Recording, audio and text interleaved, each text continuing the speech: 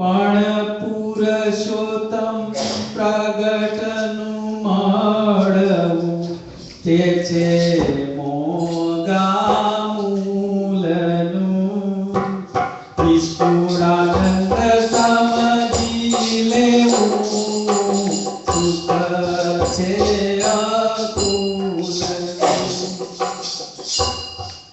પણ પુરુષોત્તમ પ્રગટનું મળવું તે છે મોંઘા મૂલનું. નિષ્કુળાનંદ નર સમજી લેવું સુખ અતુલ. પ્રગટ પુરુષોત્તમ નારાયણનું મળવું એ તો મોંઘા મૂલનું છે. જીવનો ને શિવનો સંબંધ થવો એ તો મોંઘા મૂલનું છે. સ્વામી કહે છે કેટલાય તપ કરી કરીને રાફડા થઈ ગયા પણ કોઈના ત્યાં આગળ નંબર લાગે નથી. પણ તમે ને હું બહુ સહેલાઈથી ભગવાનને પામી ગયા છીએ. માટે આ વાતનો ખાસ ખ્યાલ આપણે રાખવો. અને આ નાની સૂની વાત નથી. મેં જેમ આગળ કહ્યું તેમ સદગુરુ નિષ્કુળાનંદ સ્વામીએ ભગવાન શ્રી હરિનો મહાત્મા આ સાથે 21 કડવા અહીંયા પૂરા થાય છે. અને આ 21 કડવા સદગુરુ નિષ્કુળાનંદ સ્વામીએ ભક્તિ ઉપર અને ભક્ત ઉપર કાઢ્યા છે.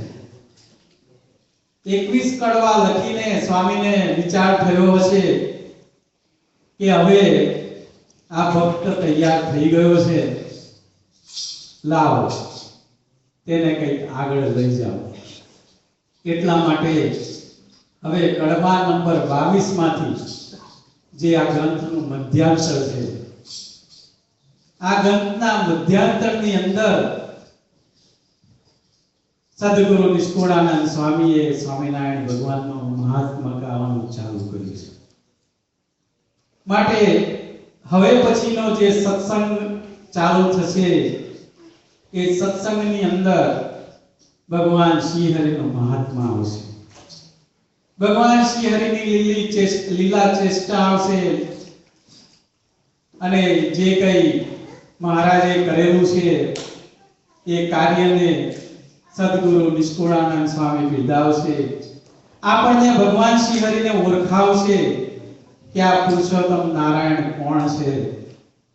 અને ભક્તો, જ્યારે આ હું કડવા જોઈ રહ્યો હતો ત્યારે મનમાં મને એક વિચાર આવ્યો.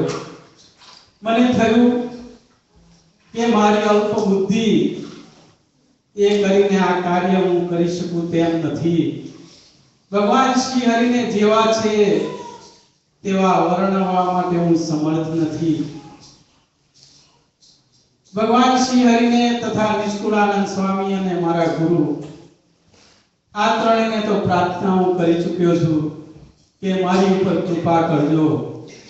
જ્યારે ભગવાન શ્રી હરિનું મહાત્મા કહેવા જઈ રહ્યો છું તો મારાથી કંઈ પણ એની અંદર ભૂલ ન થાય, કે જેવા છે તેવા મારાથી કહેવાય.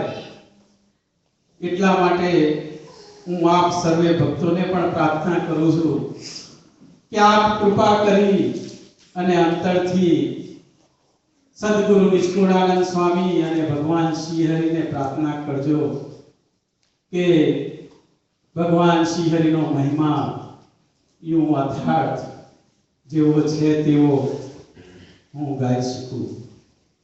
માટે મારી આપ સર્વે ભક્તોને બસ એ જ નમ્ર વિનંતી છે. અને આ સાથે હું મારી વાણીને વિરામ આપું છું. શ્રીપતિ શ્રીધરમ સર્વેશ્વરમ ભક્તિધર્માત્મજમ વાસુદેવમ હરે માધવમ કેશવમ કામદમ કારણમ સ્વામિનારાયણમ.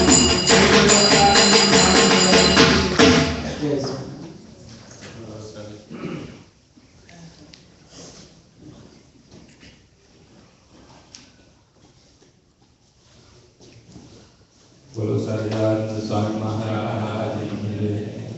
શ્રી રવિદાસ મહારાજની આજની આપણી દક્ષિણામૃત પૂજન એટલે એવું કહેવાય કે વચનામૃતની આજે બર્થડે છે. આજે સત્સંગનું આપણા 3 જે મુખ્ય સતશાસ્ત્રો શિક્ષાપત્રી, વચનામૃત અને સત્સંગી જીવન, એમાં શિક્ષાપત્રીમાં લખ્યું મહારાજે કે અમારા સંપ્રદાયનો વિસ્તાર કે અમારા સંપ્રદાયના ગ્રંથ થકી જાણો. તો એમાંના બીજા બે ગ્રંથો એ સત્સંગી જીવન, વચનામૃત. એમાં આજે વચનામૃત, જે એનું નામ પણ વચનામૃત એટલા માટે દીધું કે મહારાજના મુખારથી એ નીકળેલા શબ્દો છે. વચન અમૃત રૂપી વચન, એટલે એનું નામ વચનામૃત પાડ્યું. એ વચનામૃતની આજે જયંતિ છે, વચનામૃતનો બર્થડે છે, આજે જન્મ તારીખ છે. તો આપણને એટલો જ આનંદ હોવો જોઈએ. તો એની આપણે પૂજા કરીશું અને આ ગ્રંથને શિક્ષાપત્રી, સત્સંગી જીવન, જે 3 ગ્રંથો છે એને આપણે વાંચીએ, સાંભળીએ, એની પૂજા કરીએ, બધું કરીએ. પણ એટલે કહેવાનો મતલબ કે જેટલો વાલ કરીએ એટલું ઓછું.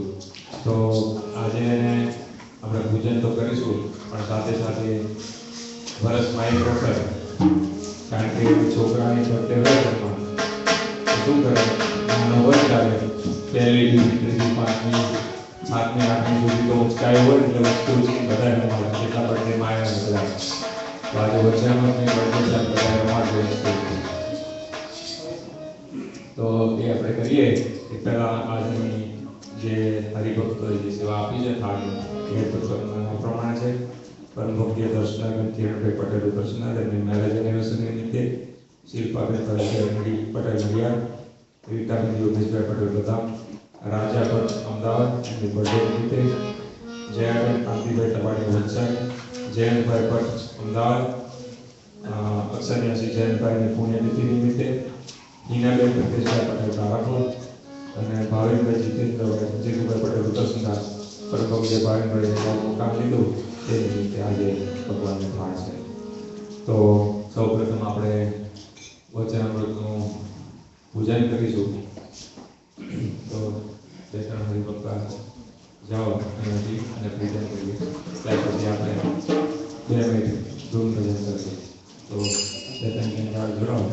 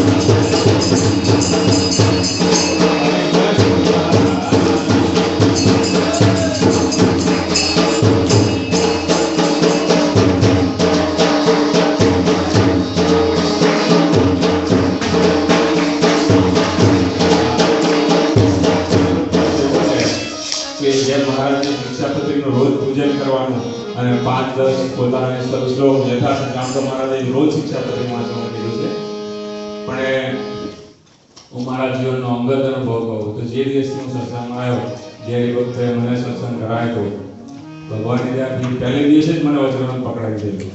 મને કે ભગત આ વચનામૃતનું રોજ એક વચનામૃતનું પાન કરજો તો તમારું જીવન સુધરી જશે અને ભગવાન અંદર ખૂબ જ આનંદ આવશે. એ જ વસ્તુ આજે હું તમારા બધાની આગળ રિપીટ કરું છું આજના પુણ્ય દિવસે, કે દરેક જણા વચનામૃત એક સમજણ પડે કે ના પડે, રોજ પૂજામાં એક બધું વાંચવાનું. અને સવારે વચનામૃત જો વાંચેલું પૂજામાં જે હોય ને એ જ વચનામૃત રાત્રે સૂતા પહેલા ફરી વાંચવાનું. આમાં જાત જાતનું બધી કહું છું. જો આ કરશો ને તો બીજું કોઈ શાસ્ત્ર વાંચવું નહીં પડે. આની અંદર એટલું બધું રહસ્ય નીકળશે, એટલો બધો આનંદ આવશે. પરમ ભગત જીતેન્દ્રભાઈ આપણને જે કહ્યું સ્વભાવની વાત કરી, અને હવે પછી આવશે આપણને ભગવાનનું મહાત્મા, ભગવાનના સંતોનું, ભગવાનના ભક્તોનું, સત્શાસ્ત્રોનું, સંપ્રદાયનું મહાત્મા. એ બધું જ એની અંદર ભરોભાર કર્યું છે અને એનાથી એવો આનંદ આવશે. આ ગ્રંથ એવો છે. તો આજના પુણ્ય દિવસે દરેક હરિભક્તો આનો નિયમ લેતો અને હવે આપણે આ કીર્તન સાથે થોડો આજે હેપી બર્થડે